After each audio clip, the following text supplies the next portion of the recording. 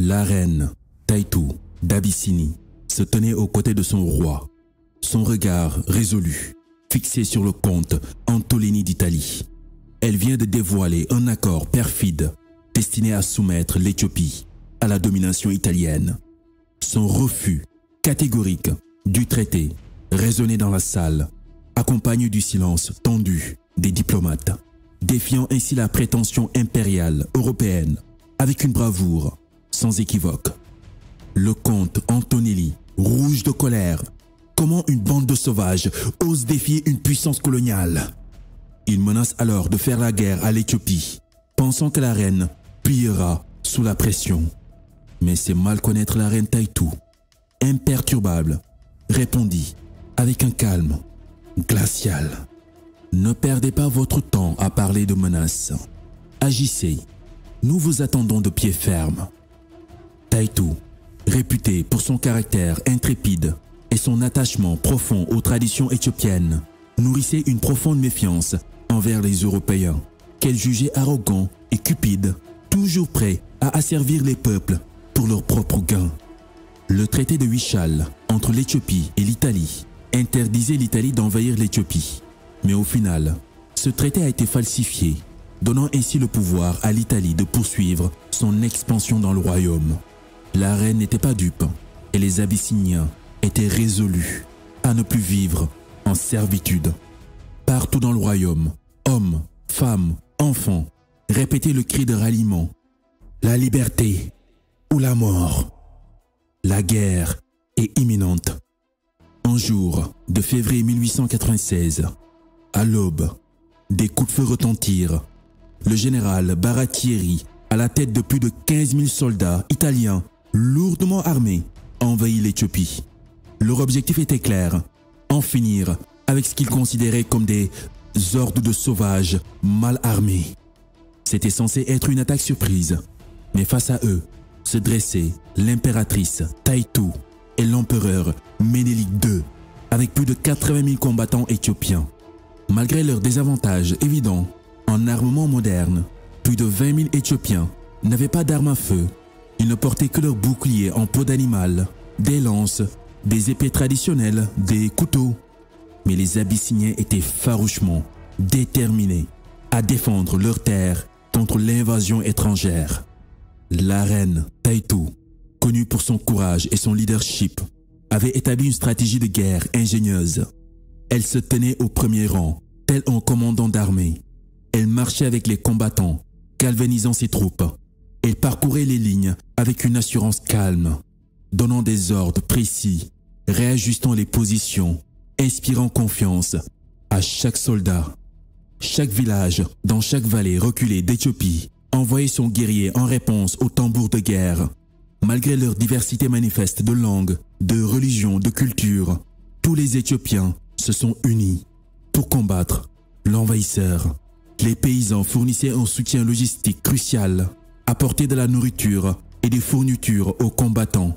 Les femmes, armées de leur ingéniosité, coupaient les fils télégraphiques pour entraver la communication ennemie, tandis que d'autres soignaient les blessés avec une dévotion sans faille. Les prêtres, par leurs prières et leur présence spirituelle, renforçaient la détermination des troupes. Taïtou avait déployé les troupes éthiopiennes en croix, dispersées dans toutes les directions, mais coordonnées. Des guerriers étaient disséminés dans les montagnes escarpées, d'autres cachés dans les collines boisées, et certains postés le long des rivières qui traversaient le champ de bataille. Chaque unité avait un rôle précis à jouer, prête à déclencher une attaque coordonnée contre l'envahisseur. Les premières heures de bataille furent intenses. Les Italiens, avec leurs canons, leurs fusils et artillerie moderne, étaient confiants dans leur supériorité technologique. Mais les Éthiopiens ripostaient avec une détermination farouche. Ils connaissaient bien le terrain et avaient planifié chaque mouvement avec soin. Les combats devinrent rapidement chaotiques. Les Italiens étaient désorientés. Les échanges de tirs se mêlaient aux combats au corps à corps. Les cris de guerre des Éthiopiens résonnant à travers le champ de bataille. Des lances étaient jetées par-ci et là, des épées brillaient au soleil levant, et les deux camps s'engagèrent dans des affrontements féroces, où la volonté de vaincre surpassait la différence de technologie. Chaque avantage naturel était exploité. Les montagnes servaient de forteresses naturelles, les rivières de lignes de défense, et chaque village éthiopien était un bastion de résistance. Les heures passèrent dans un tourbillon de fumée de poudre et de cris de guerre. Les Éthiopiens, galvanisés par leur impératrice et leur cause sacrée de liberté. Les Italiens, malgré leur supériorité initiale, commençaient à douter. Les blessés et les morts s'accumulaient. La peur avait gagné leur cœur. Après des heures et des heures de combats acharnés, les Italiens se retrouvèrent encerclés de tous bords, leurs lignes de communication coupées, leurs provisions épuisées. Les Éthiopiens leur fonçaient dessus de partout, comme des tigres enragés. Impossible de s'enfuir, impossible d'appeler au secours, impossible d'arrêter l'inévitable.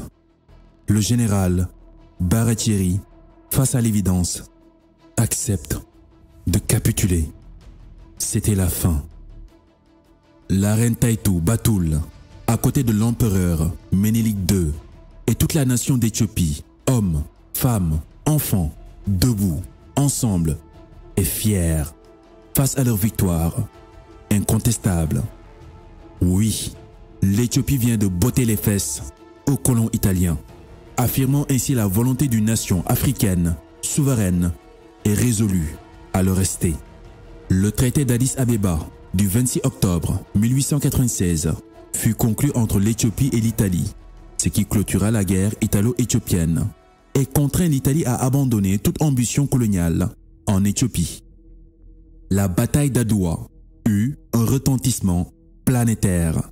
La posture de résistance de la reine Taitu Batoul inspira beaucoup de mouvements de liberté et de lutte contre le colonialisme, démontrant ainsi encore une fois, quand une communauté est unie, elle reste indomptable. C'était les chroniques by Demba. Sur ce, à la prochaine.